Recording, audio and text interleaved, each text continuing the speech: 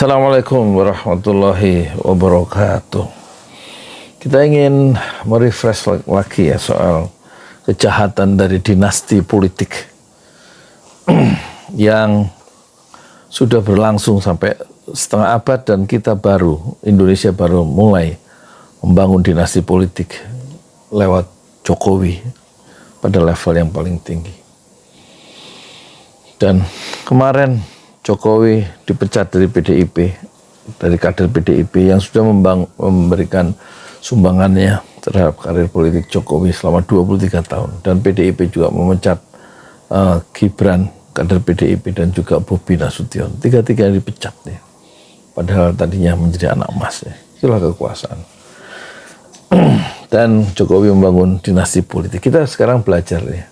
Dinasti politik yang menimbulkan kerusakan yang luar biasa dari Suriah yang dipimpin oleh seorang dinasti politik dari ayahnya, yaitu pertama Hafizul Asad, Hafiz Asad, yang membangun kekuasaan dengan mengkudeta secara militer, dan kemudian digantikan oleh anaknya, dan tapi mati, kemudian diganti oleh adiknya, yaitu Basharul Asad ya, anaknya yang tadinya dokter mata. Dia dokter mata ya, bukan pengusaha kayu nih, bukan pengusaha mebel, dokter mata ya. Dan bahaya dari dinasti politik itu kita ingatkan dengan belajar dari Suriah. Kita ingat Rasulullah pernah bersabda, unsur, tolonglah akhaka, saudaramu, zaliman au mazluman. Tolonglah saudaramu yang berbuat zalim dan yang dizolimi. Sahabat bertanya, ya Rasulullah, kalau yang dizolimi itu kita tahu caranya menolong mereka, tapi bagaimana menolong orang yang berbuat zalim? Kata Rasulullah, hentikan kezolimannya. Dan kezoliman itu berhasil dihentikan oleh kaum oposisi yang dipimpin oleh Abu Mahmud Al-Jaulani dari Hay'ah Tahrir Asyams. Kita lihat kejahatan yang ditinggalkan oleh Basharul Asad, bagian dari dinasti politik Asad. Jazzarul Syam wa mujrimu Suriya. Ini wajahnya wajah bengis ya. Mujrimul asril hadith. Faqa bimajazirihi majazir al-Maghul wa mahakim at-tafsir. Ini jenis-jenis alat untuk menyiksa para tahanan atau lawan-lawan politik ya, dalam rejim Assad ya. Mengerikan ya. تيشي في الأندلس استخدم السلاح الكيميائي ضد شعبه وقتلهم بدم بارد.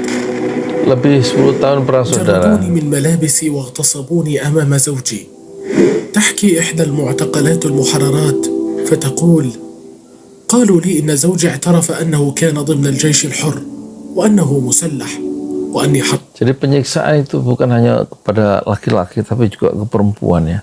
Perempuan itu dalam satu laporan kesaksian mereka bisa diperkosa rame-rame oleh pasukan Bashar Assad di penjara Sitnaya atau di penjara-penjara lain, tentu tidak bisa melakukan apa-apa. Sementara yang tahanan itu karena didominasi oleh kekuasaan, mereka sebagai orang-orang yang mustad'afin, lemah, jadi menerima satu perlakuan yang keji, bagaikan perlakuan terhadap ya seperti mereka bukan manusia ya, yang tentara-tentara ini. حرضوا على ذلك وأني كنت أنقل المعلومات للجيش الحر. قلت لهم زوجي موظف في الحكومة ولم يتغيب يوما واحدا، فكيف يكون في الجيش الحر؟ فقالوا لي لدينا مفاجأة لك. بعدها سمعتهم يسألون شخصا عن اسمه فتفاجأت بصوت زوجي. كانت الطماشة على عيني لكني ميزت صوته. طلبوا منه أن يدلي بالاعترافات التي سبق وأدلى بها، فقال إنه مسلح في الجيش الحر. ثم سألوه عني فقال أني من حرضته على ذلك. ثم رفعوا عن عيني وعن عينيه فصدم بوجودي أمامه وأخذ يصرخ بأنها اعترافات تحت التعذيب. كان واضحا كيف أنه تعرض للكثير منه. وكانوا يضربونه أمامي في كل أنحاء جسمه ما شاء الله. ويضربون رأسه بالجدار، ثم أخبروه أن يشاهد ما سيحدث لي. جردوني من ملابسي واغتصبوني أمامه. لم أعد أنظر إليه، كان يصرخ طيلة الوقت ثم سكت. تصورت أنه قد أغمي عليه، سحبوه خارجا. بعد يومين pelecehan terhadap perempuan muslimah di penjara, dan tentu semuanya mendapatkan pelecehan, tidak ada yang selamat dari pelecehan dari binatang-binatang buas, anak buah dari Basharul Asad. Inilah bahayanya dinasti politik yang kemudian memusat kekuasaannya pada satu keluarga, pada satu dinasti keluarga, dan kemudian menguntungkan teman-temannya sendiri dan mengorbankan orang lain dan membungkam oposisi. 70% itu rakyat Suriah di bawah kepemimpinan Asad itu dalam keadaan miskin, sementara pejabat-pejabatnya oligarki itu mewah, hidup mewah, bersekutu dengan penguasa elit, yaitu para dinasti politik itu yang berperan, yaitu dinasti Asadnya. قال لي المحقق: زوجك فطس، مات أمامي ولم أعرف أنه مات. لا أعتقد أنه مات من الضرب، بل مات من الذل، مات مما فعلوه بي أمامه. لقد مات زوجي مقهورا أمام عيني. Tidak berdaya dalam sebuah. هذه قصة واحدة من قصص التعذيب في سجون الأسد، غيرها المئات بل وربما الآلاف من القصص الأخرى التي قتل أصحابها. Ini penjara bawah tanah yang tidak dapat akses untuk udara segar maupun matahari dan juga makanan yang cukup, sehingga orang itu kemudian depresi dan cenderung menjadi gila karena tekanan mental yang berat, dikurung di bawah tanah, bawah penjara. ولم يجدوا فرصة ليحكوها لنا. ويحكي آخرون كيف كان يجبرهم السجان على النباح air minum adalah sangat berharga. وكانت القاعدة تقول: لا نباح لا طعام. لا نباح لا طعام، nggak ada makanan, nggak ada minuman. لقد فاق هذا الرجل بجرائمه حجم الجرائم وأساليب التعذيب حتى في القرون الوسطى.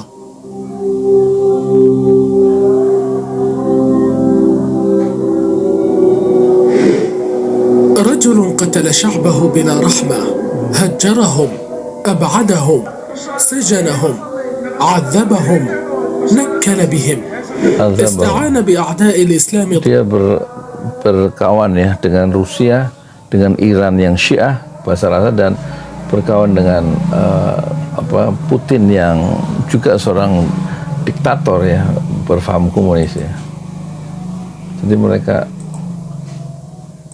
berkawan لتكون سوريا بؤرة للمرتزقة من مختلف الدول كإيران وروسيا التي استدعاها لتقصف المواطنين الأبرياء من أبناء سوريا، ليصل عدد الذين قتلهم بشار الأسد من الشعب السوري من عام 2011 لأكثر من 500,000، lebih dari 500.000 بالقصف الجوي أو البري mati أو برصاص قوات النظام. terbunuh dalam rejim Bashar al-Assad. Lebih penduduk Suriah itu kaum oposisi mati lebih dari 600.000 jiwa.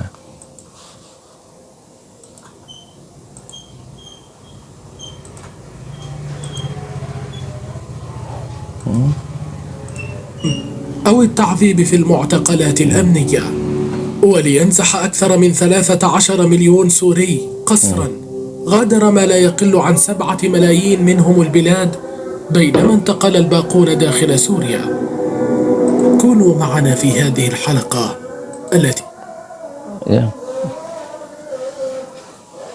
Apa makna dari kerusakan yang ditimbulkan oleh Bashar al-Assad itu Ada 600.000 mati di bawah kepemimpinan dinasti politik Assad, dan juga kemudian ada 13 juta orang-orang Suriah yang menjadi refugees, melarikan diri atau menjadi pengungsi.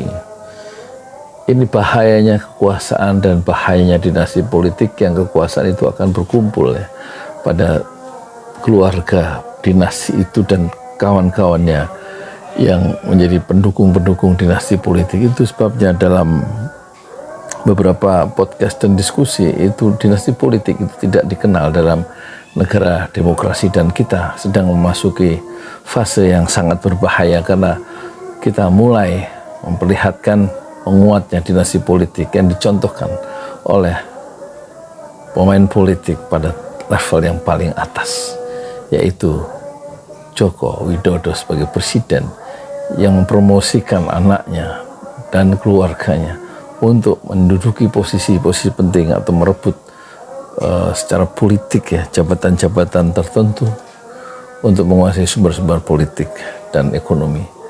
Dari Basharul Asad atau dari kejatuhan dari dinasti politik keluarga Asad atau dinasti Asad, kita belajar bahwa dinasti politik di dalam sejarah politik Indonesia modern sangatlah berbahaya karena akan mengorbankan orang banyak dalam sebuah pemerintahan otoriter yang didukung atau yang dibuat oleh dinasti politik seperti Suriah.